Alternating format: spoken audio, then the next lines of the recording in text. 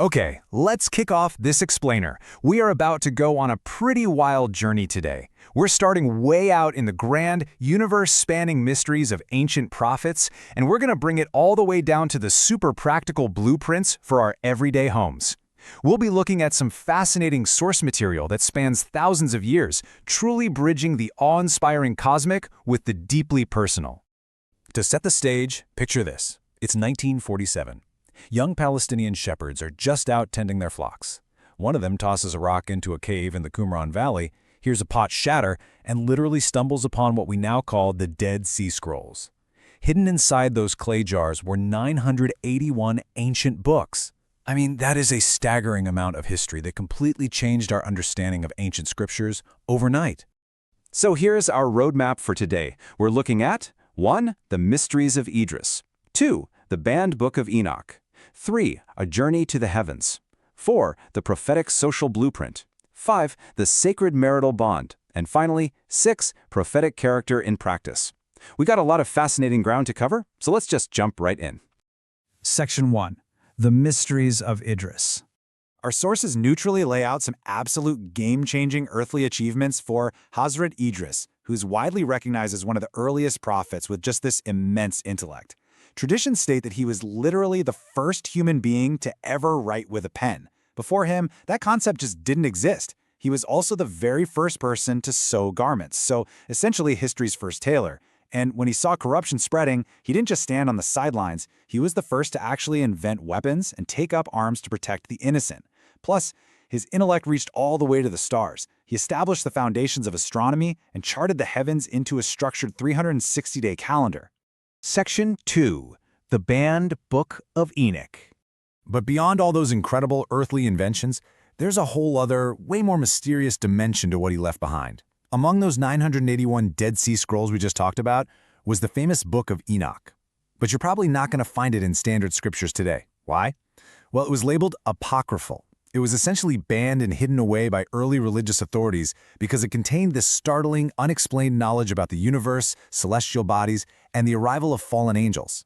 It was basically deemed too complex or maybe just too mysterious for the general public.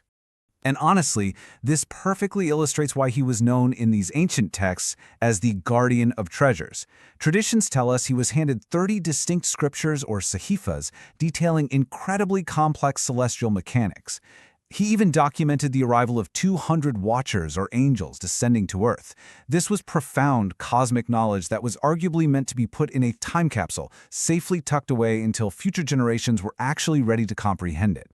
Section 3. A Journey to the Heavens. So, how did having all this cosmic knowledge culminate for him? Well, in a literal ascension. The traditions hold that Idris formed a highly unique friendship with Israel, the angel of death, and he ended up utilizing what can really only be described as the ultimate theological loophole.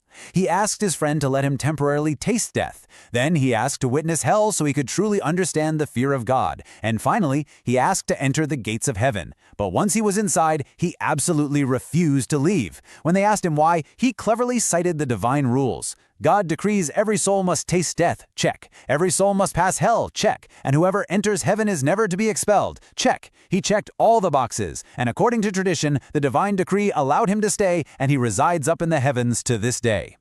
Now, while prophets like Idris were out there unlocking the vast mysteries of the heavens and the stars, other prophetic traditions focused intensely on perfecting the world right beneath our feet. Which brings us to a super vital question for this explainer. How does all this cosmic spiritual history actually translate to our everyday lives? Section 4. The Prophetic Social Blueprint. Zooming way in, from the heavens straight to the home, we transition to the extensive teachings of Prophet Muhammad, who laid out a really practical blueprint for society. The sources emphasize something huge here. The foundational unit of any society isn't the government, it's not the economy, it's the husband and wife. The traditions firmly establish a critical right that honestly gets misunderstood a lot. A wife is absolutely not religiously obligated to serve her husband's extended family. It is actually the husband's core responsibility to provide an independent, peaceful home. If living with extended family is causing friction, she has the complete right to her own space, ensuring she can focus on raising the next generation in peace. Section 5. The Sacred Marital Bond. Building on those foundational rights, Prophet Muhammad actively and deliberately shattered the societal norms of 7th century Arabia. Keep in mind, this was a time and place where women were frequently disrespected and treated as secondary. He completely flipped the script. When he was publicly asked by his companions who he loved the most in the entire world, he didn't name a fellow warrior. He didn't name a male friend. He proudly declared it was his wife Aisha. That was a stunning, revolutionary public statement for that era, establishing that treating your spouse with profound respect is quite literally the pinnacle of good character. And he grounded this love in these beautiful, humanizing little anecdotes that our sources highlight. He wasn't just this distant, stoic leader. He would make sure his lips touched the exact spot on a cup where Aisha had just taken a drink. Or they'd be traveling in the desert and literally decide to have a foot race. She won a race early on in their marriage, but years later they raced again, he won, and he playfully joked with her saying, "All right, now we are even." It's such a brilliant, relatable look into the shared joy of a prophetic home. Section 6. Prophetic character in practice. Of course, even the most sacred relationships face friction, right? Real life is messy, and the sources detail exactly how prophetic character handles disputes when they inevitably pop up.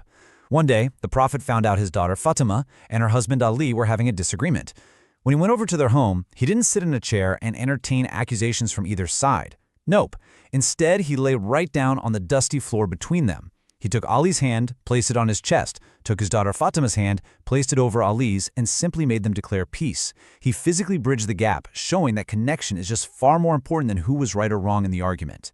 And this profound respect extended to the most fundamental rights of consent.